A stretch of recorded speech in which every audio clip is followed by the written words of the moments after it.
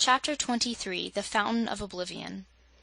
The morning after the birthday fete, as the Wizard and Dorothy were walking in the grounds of the palace, Ozma came out and joined them, saying, "I want to hear more of your adventure in the Forest of Gugu, and how you were able to get those dear little monkeys to use in Dorothy's surprise cake." So they sat down on a marble bench near to the Fountain of the Water of Oblivion, and between them Dorothy and the Wizard related their adventures. "I was dreadfully fussy while I was a woolly lamb," said Dorothy, "for it didn't feel good, a bit, and I wasn't quite sure, you know, that I'd ever get to be a girl again." "You might have been a woolly lamb yet, if I hadn't happened to have discovered that magic transformation word," declared the Wizard. "But what became of the walnut and hickory nut into which you transformed those dreadful beast magicians?" inquired Ozma.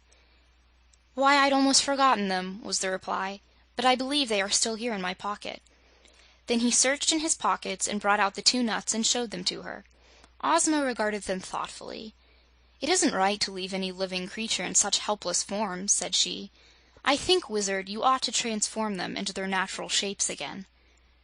"But I don't know what their natural shapes are," he objected, for of course the forms of mixed animals which they had assumed were not natural to them, and you must not forget, Ozma, that their natures were cruel and mischievous, so if I bring them back to life, they might cause us a great deal of trouble.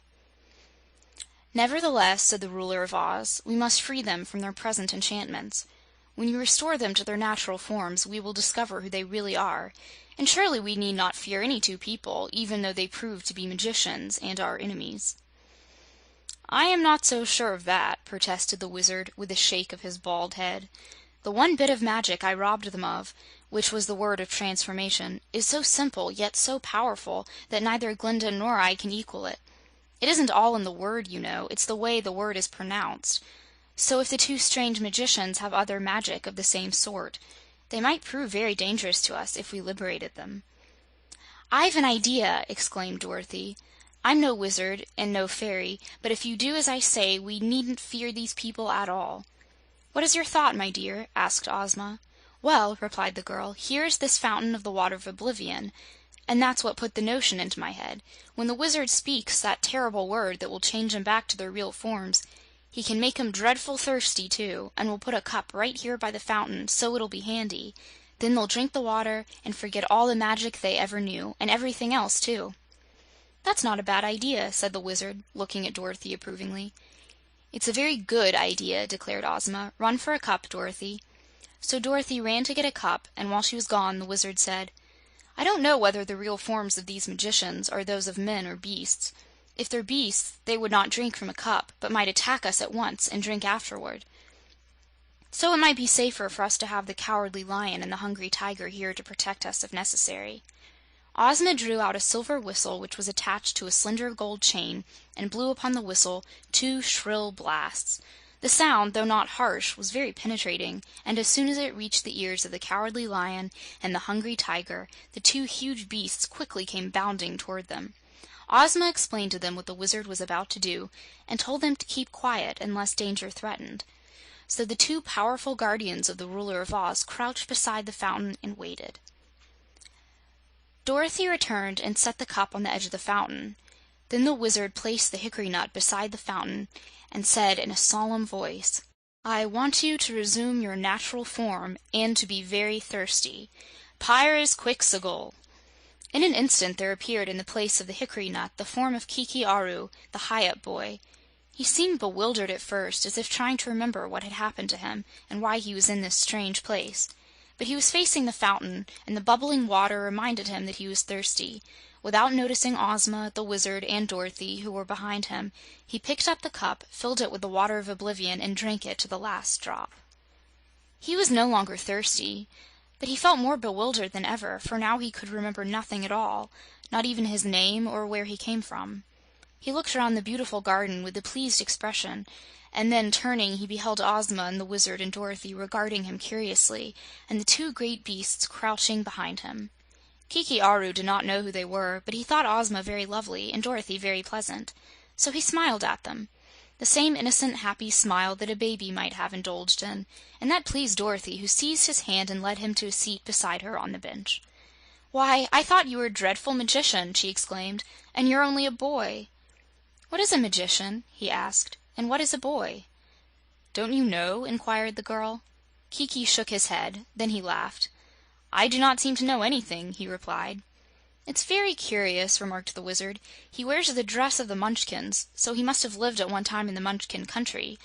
Of course, the boy can tell us nothing of his history or his family, for he has forgotten all that he ever knew." "He seems a nice boy, now that all the wickedness is gone from him," said Ozma. "So we will keep him here with us and teach him our ways, to be true and considerate of others." "Why, in that case, it's lucky for him he drank the water of Oblivion," said Dorothy. "It is indeed," agreed the Wizard. "But the remarkable thing to me is how such a young boy ever learned the secret of the magic word of transformation. Perhaps his companion, who is at present this walnut, was the real magician, although I seem to remember that it was this boy in the beast's form who whispered the magic word into the hollow tree, where I overheard it." "Well, we will soon know who the other is," suggested Ozma. "He may prove to be another Munchkin boy." The Wizard placed the walnut near the fountain and said, as slowly and solemnly as before, "I want you to resume your natural form, and to be very thirsty. Pyres Quixogle!" Then the walnut disappeared, and Ruggedo the Nome stood in its place. He was also facing the fountain, and he reached for the cup, filled it, and was about to drink when Dorothy exclaimed, "Why, it's the old Nome King!"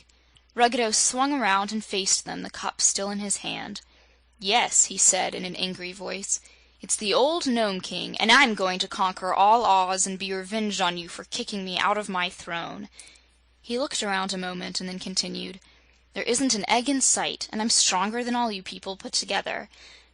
I don't know how I came here, but I'm going to fight the fight of my life, and I'll win."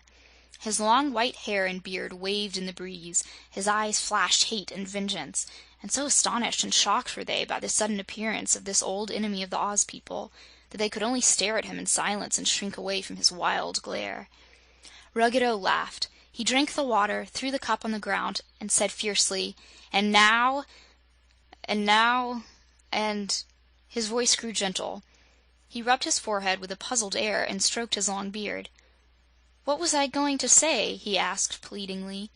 "Don't you remember?" said the Wizard. "No, I've forgotten." "Who are you?" asked Dorothy. He tried to think. I'm sure I don't know," he stammered.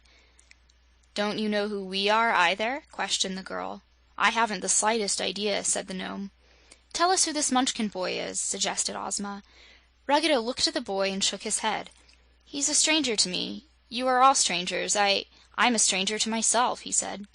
Then he patted the lion's head and murmured, "Good doggy," and the lion growled indignantly. "What shall we do with him?" asked the Wizard, perplexed. "Once before, the wicked old gnome came here to conquer us, and then, as now, he drank the water of Oblivion and became harmless. But we sent him back to the Gnome Kingdom, where he soon learned the evil old ways again. For that reason," said Ozma, "we must find a place for him in the land of Oz and keep him here. For here he can learn no evil, and will always be as innocent of guile as our own people." And so the wandering ex-King of the Gnomes found a new home, a peaceful and happy home, where he was quite content and passed his days in innocent enjoyment. End of The Magic of Oz by L. Frank Baum.